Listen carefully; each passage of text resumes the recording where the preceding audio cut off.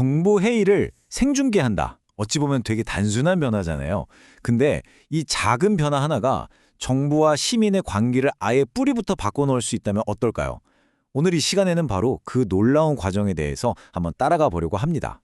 네, 바로 이 질문. 이게 오늘 우리가 파고들 이야기의 핵심입니다.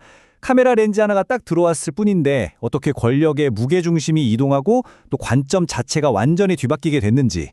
자, 그럼 한번 제대로 파고들어 볼까요? 이야기를 시작하려면 시간을 좀 거슬러 올라가야 합니다. 과거, 그러니까 국민들한테는 철저하게 닫혀 있었던 정보 업무 보고의 시대, 이른바 밀실의 대화 시절로 먼저 한번 돌아가 보겠습니다.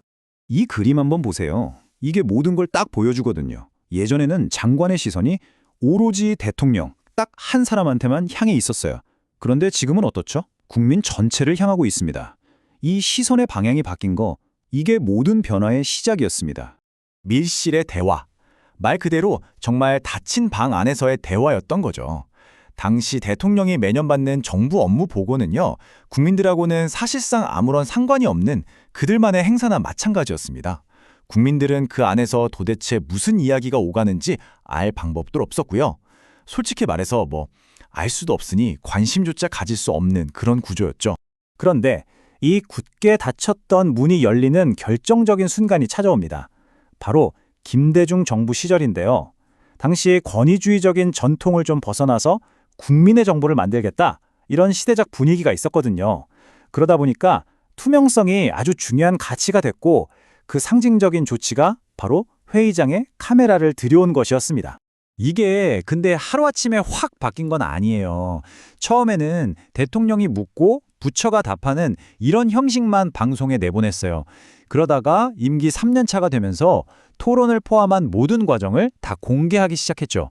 근데 여기서 진짜 흥미로운 지점은 바로 마지막 부분이에요. 토론이 다 끝난 다음에 대통령이 칭찬을 하거나 혹은 질책을 하는 모습까지 그야말로 날 것 그대로 전파를 탔다는 겁니다. 자, 한번 상상해 보세요. 전 국민이 TV로 생생하게 지켜보고 있는데 대통령한테 엄청 강하게 질책을 받는 장관의 모습이라니? 이 당시 보도에 나온 한 문장이 그 분위기를 정말 잘 보여주죠. 안절부절 못했다. 여러분 같으면 어땠을까요? 이런 공개적인 압박감은 공직자들한테는 즉각적이고 아주 강력한 신호가 될 수밖에 없었겠죠. 김대중 정부의 이런 시도가 그냥 한 번 하고 끝난 게 아니었어요. 오히려 이게 하나의 선례가 돼서 그 이후의 정부들에게 투명성이라는 새로운 기준, 새로운 표준을 제시하게 됩니다. 그래서 지금 어떠냐고요?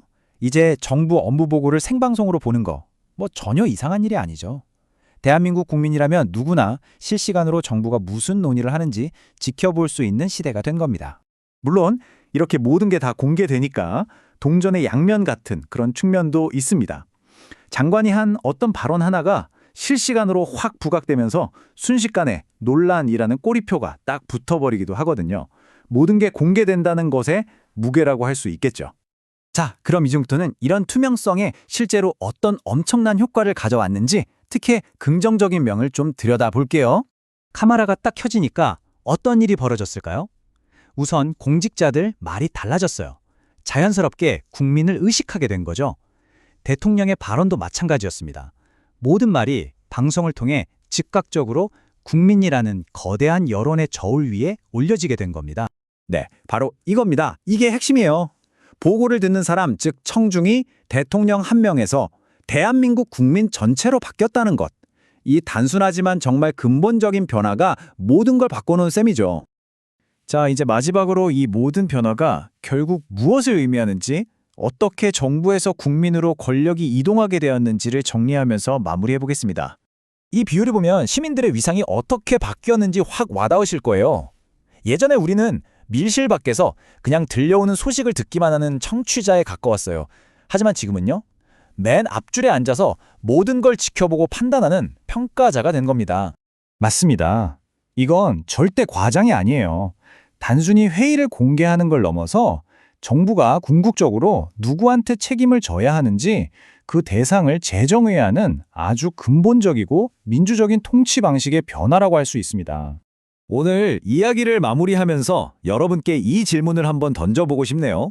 모두가 모든 것을 지켜볼 때 과연 진정한 권력은 누구에게 또 어디에 있는 걸까요? 투명성과 국민의 감시가 갖는 힘에 대해 다시 한번 생각해 볼 수 있는 계기가 되었으면 합니다.